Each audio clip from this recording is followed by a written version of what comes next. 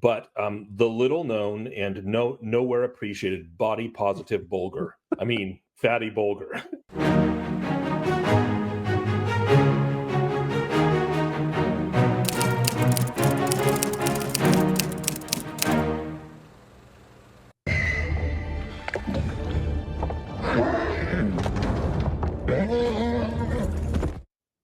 Yeah, that was pretty short because there's literally no Crickhollow in the entire movie. So I had to. This is where the whole like them leaving the ferry is where they end up. They go to Crickhollow from the ferry. Right. So what you didn't see was everything after that. What you saw in the movie was them entering Breetown after this. Right. And what instead you missed out on was like dozens of miles of Hobbit countryside, Buckland, the Old Forest. I mean, this is the six chapters that we're talking about, that we talked about earlier, that they cut in one of our previous changes. This is one of those pieces. So we're missing Crickhollow. And what happens at Crickhollow, just to give a brief, is they meet the little-known fifth wheel of the Hobbit party. So everyone is familiar with the four Hobbits: Frodo, Sam, Merry, and Pippin. But it turns out there is a fifth Hobbit that was going to join them, and because of the events at Crickhollow, he does not. But the little-known and nowhere appreciated body positive Bolger. I mean, fatty Bolger. Sorry, I was slipping into 21st century. You're just being careful. You're just being aware. You're being very awake. Right. What's another term for awake? Okay, yeah. Go Whoa, that's one. So body anyway, positive Bolger. So there is a Bolger. This makes me think, actually, if someone were to come in like they did with was it Roald Dahl's books? They were starting to change, some of the controversial parts of him, like calling people fat. This here, Tolkien would come in and what they call him, Freddie. I mean, his name is Fredegar, but Freddie, they just call him Freddie's. Forget fatty. But how else can you describe a person so quickly and so succinctly than just giving him a nickname, Fatty? Exactly. He did much better than Bomber. Bomber was the fat dwarf. That's right. Fatty Bolger is the fat hobbit. And though we don't know yet, he's a pretty heroic hobbit too. Yes. For what he does, we find out later. We do find out later that he in fact withstands 5 Nazgul outside his door. Now they aren't in his face hissing at him, but he does hold the fort at Crickhollow, the house at Crickhollow. So the 4 hobbits arrive at the house in Crickhollow. This is the house that Frodo had pretended he was going to retire to, so that all the hobbits, that was the story they've been telling all the hobbits, that he was retiring into Buckland. And this was the house at Crickhollow. And now he, of course, planned to move on by himself and Sam. But of course, we find out at Crickhollow that the other hobbits, Pippin and Merry, have already figured out that he's planning to leave them, and they're not going to let him. They're going to leave with him. And initially, Fredegar, aka body positive Bolger, also is going to go with them. But first, they have a night of eating, singing, washing, and eating some more mushrooms. In fact, so they bring up Farmer Maggot again, and this is where Tolkien takes a quick aside and says, and this is, Fatty, they had supper in the kitchen on a table near the fire. I suppose you 3 won't want mushrooms again, said Fredegar, without much hope. Yes, we shall, cried Pippin. They're mine, said Frodo, given to me by Mrs. Maggot, a queen among farmers' wives. Take your greedy hands away and I'll serve them. So, and Tolkien then says, hobbits have a passion for mushrooms, surpassing even the greediest likings of the big people. A fact explains young Frodo's long expeditions to the renowned fields of the Marish and the wrath of the injured Maggot. So anyway, they feast on more mushrooms than they can eat, and then they proceed to go to bed, and they leave. They end up leaving in the middle of the night, leaving Fatty Bolger behind to hold down the fort, while the other 4 move on into the Old Forest, escape into the Old Forest. So that's the summary of what we all missed out on with Crickhollow. And within that, the two things that I thought that were important in here is, one, even bathing gets a song. Right? It does. Even Tolkien was like, no, we're going to take a bath. We're going to sing about the bath. Everything gets a song. There is nary a chapter that goes by without a song in the Lord of the Rings. And the other is that, again, it's the establishment of how well the other hobbits know Frodo. They're not just pranksters with fireworks and eating an apple. They figured out that, one, Bilbo has the ring because I think it's is it Merry who says he saw Bilbo disappear? Down like when he was he was trying to hide from the Sackville Bagginsons, and Merry sees Bilbo disappear, and so he knows he's got something. So he knew about the ring at some point.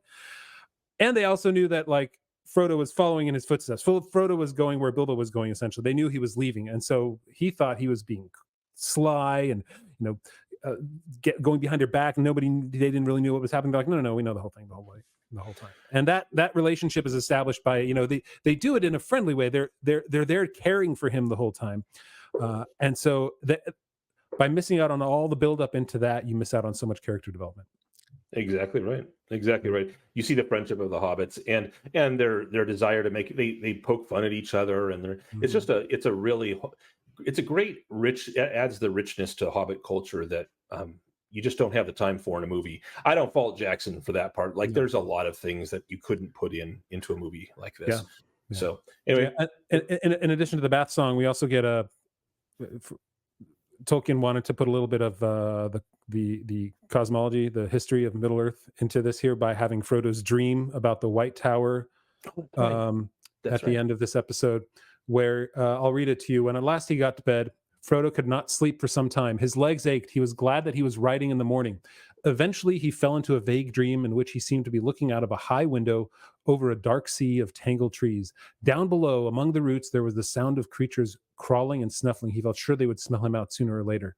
Kind of a hint towards, it feels a little bit like the roots and everything like that is Old Man Willow, but also the Nazgul sniffling and stuff. Then he heard a noise in the distance. At first, he thought it was a great wind coming over the leaves of the forest. Then he knew that it was not leaves, but the sound of the sea far off, a sound he had never heard in waking life. It's interesting. He knew what the sea sounded like, even though he'd never been there. It goes back to your point, is like there's something about the sea in Tolkien. It has it's the music of the last vestige of the music of the Einar. It's what the echoes of the music are still in the sea. Exactly. Yeah. Though it had often troubled his dreams, suddenly he found he was out in the open. There were no trees after all. He was on a dark heath, and there was a strange salt smell in the air. Yeah, dreams with smells are very, very like the potent dreams. Looking up, he saw before him a tall white tower standing alone on a high ridge. A great desire came over him to climb the tower and see the sea. He started to struggle up the ridge towards the tower, and suddenly a light came in the sky, and there was a noise of thunder. And then he woke up. And that I wasn't sure. Reading this again, I'm like, okay, those towers are the towers built over on the west end. Like, okay, so here it is. It's the Tower Hills were a range of hills at the west end of Eriador. They lay east of Mithlond, the Grey Havens of Lindon, and west of the Far Downs of Old on the border of the Shire. High up on the Tower Hill stood three tall elven towers, the White Towers, the highest of which was called Elasterion, which held a palantir before Círdan removed it to the White Ship. And so even here, like just this little hint, there's like, okay, it's like the little iceberg, right? You see the very tip of what, the White Towers there on the borders of the Shire, and like, boom, no, there's all this entire history. We're getting to Gil-galad and Elendil and the Palantir and Círdan, right? It's all right there underneath. And I love how Tolkien weaves that in, and that depth is there in the books, but not the films. Nice. Yeah, okay.